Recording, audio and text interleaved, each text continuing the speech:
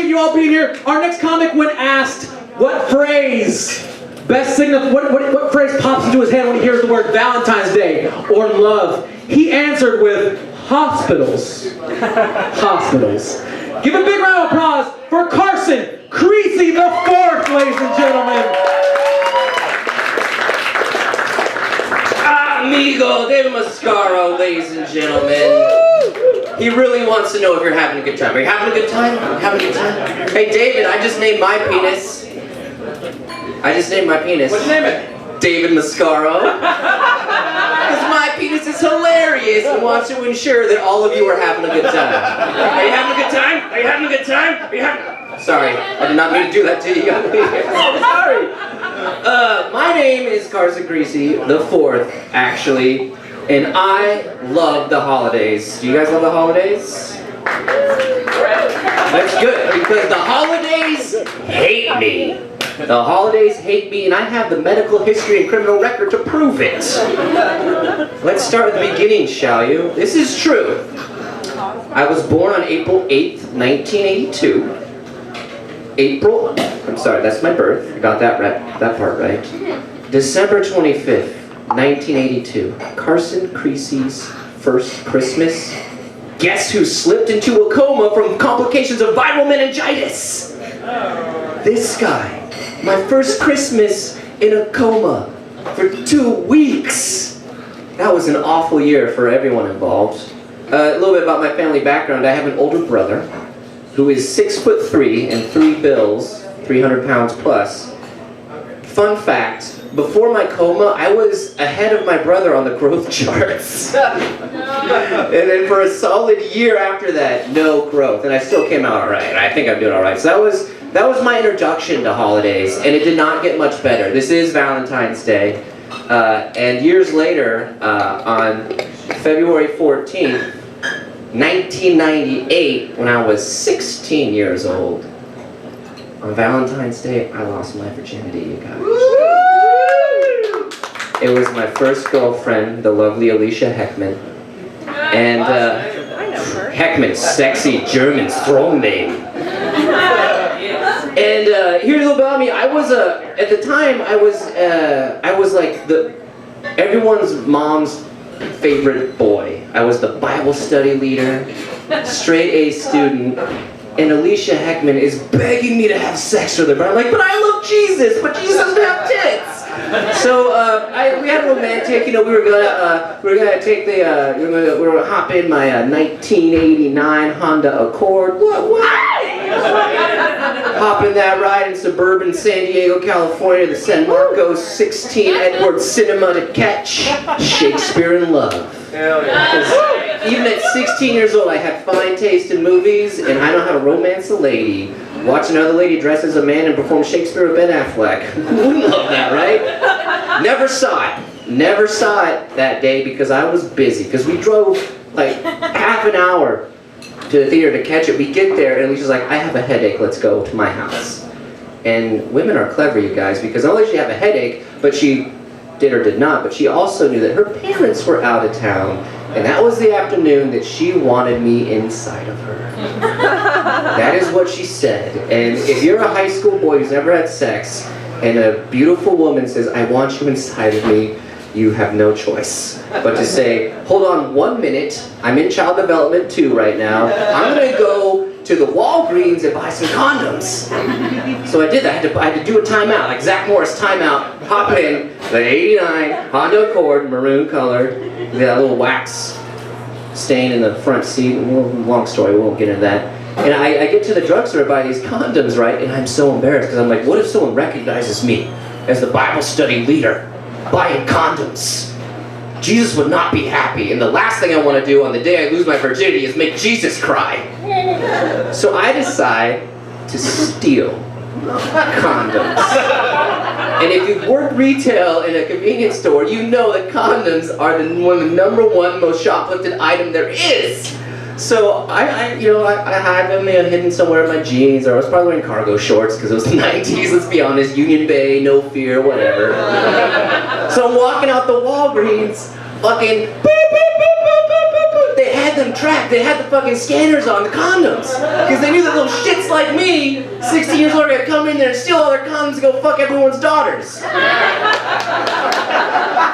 Wouldn't have a problem, they had free condoms back then, but I didn't know about Planned Parenthood. Shit, that's why I was trying to steal the condoms in the first place. So I am caught, like red-handed, ribbed-handed for her pleasure handed. And the dude was probably like younger than I am, he was probably like 24, and he sees this 16-year-old dude, and he just takes me in the back and is like, listen, you stole, I'm gonna have to call the security, they'll probably have to call the police. And I just start crying. Deliberately, because I was a theater student. And I knew that my only way out of this was sympathy. I was like, listen, I just was super embarrassed, man. He's like, how old are you? I was like, and I lied. Because I was a young looking kid. I was probably like 5'6" back then. And I was like, I'm 15, and even though I drove there, I was like, I can't see me driving my car. I was like, I just want as much sympathy as possible. And he was like, all right, here's the deal. I'll let you go with a warning, but you're never allowed here again. And this is the Walgreens that's closest to my house. So every now and then I'm like, hey, go pick up some Kraft Parmesan cheese. I made spaghetti. I have to go out of my way like an extra like 2 miles because I'm banned. I'm damaged goods in that Walgreens for about 6 months because I'm like, fuck that guy, dude. You know, what's he gonna do? Arrest me for condoms? So that was that Valentine's Day. It happened. Lost my virginity. That's wonderful. It didn't have a very happy ending because Alicia, after we gotten intimate a few times, she's like, let's open up, let's talk about our deepest sexual fantasy and desires and be good partners for each other. I was like, wow, you're very forward thinking, and I know you're very kinky. So she was like, she wanted me to open up and share like our deepest fantasies. And I'm like 16, so I'm just like, this is it. Like you touched it, like that's my fantasy. And I'm like, I don't know, it would be kind of cool, and like we live in San Diego, like to have sex outside, like on the beach. But I knew Alicia was like way into like the craft and the heathers, so I was like, well, maybe we should have sex in a cemetery. And her eyes just lit up. She got so wet in the eyes. Her eyes got so wet. She was like, that's great. And you know what I always wanted to do is I wanted to like cut myself and bleed onto my lover. This is my first, you guys. This is my first. And I'm like, okay, let's slow down a little bit. And at that point I knew it probably wasn't gonna work out. So Alicia dumped me for my good friend Andrew Walker. They're married now. Do you know how much that sucks when your high school love, like the rebound, she ended up marrying. Ugh, I hope they're so fucking happy. Well, get this, like months later, I'm checking him out with my mutual friend of Andrew Walker, that fucking asshole. And I'm like, hey, friend of a friend, how's Andrew doing? He's like, he's doing all right, like they're always together, but I think he's cutting himself. And I was like, I don't think he's doing the cutting, but okay. Holidays did not get much better. Because the following New Year's New Year's Day, I was on a ski trip with the youth group, still holding strong, and I fractured my neck on the mountain. I broke my neck snowboarding. So the first woman to touch my penis after Alicia was like a 60-year-old grandma who was trying to insert a catheter in me.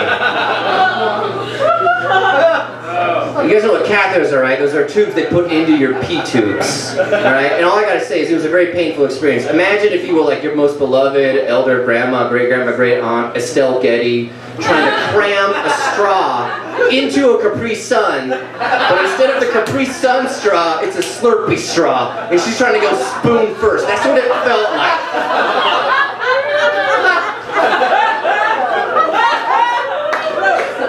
A decade and a half later, I'm recounting this tale to a friend of mine who's a nurse, and she's like, oh, that's probably because they were trying to use the big one on you.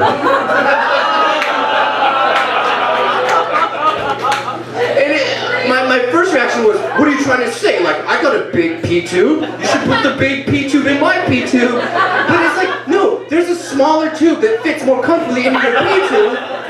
Why doesn't everyone get that tube in the pee tube? What is wrong with you? Yeah, Yeah, so I don't get along with catheters anymore. Which brings us to this Valentine's Day, which I deliberately scheduled a dentist appointment on. First thing in the morning, 10 a.m., I'm at the dentist, the student clinic at the school I work out. Why? Because I'm a veteran of holidays. I know my history. If I start with a dentist, it's all uphill from here. And I'll be honest, I started the day without a Valentine, but through the wonders of Facebooking, I'm going straight from the show, you guys, to have a pseudo, is it a date, is it not a date, with a beautiful woman who will not want me to bleed on her, I hope. We went on a couple, what I would call dates before, what she might just consider hanging out, but listen, our first date was I took her to a ska concert. Skinny tie never lies, motherfuckers. And which is a genius move, because like if you're into a girl and you invite her to a ska concert, she's not gonna say no, and you're like, well, what? You're not into ska? Fuck off. What's wrong with you? You don't like to have fun? Ska concerts are just fun and joy, right? But she said yes, which means she either is also into ska, which is great because I fucking love the ska music. I'm fucking preaching the ska-apocalypse all up and down the Northwest. Or she doesn't really like ska, and in spite of that, she will go and hang out with me at a ska concert. Either way, she's into me. I got her an awesome little gift, and I need your guys' good thoughts because I'm gonna go meet her after the show, and I wrote a little inscription inside with a little poetry, and I'm hoping that we're gonna break my streak, you guys, and I thank you for being a part of it. Give it up for your host, Miss Girl. I picked Carson, Creecy,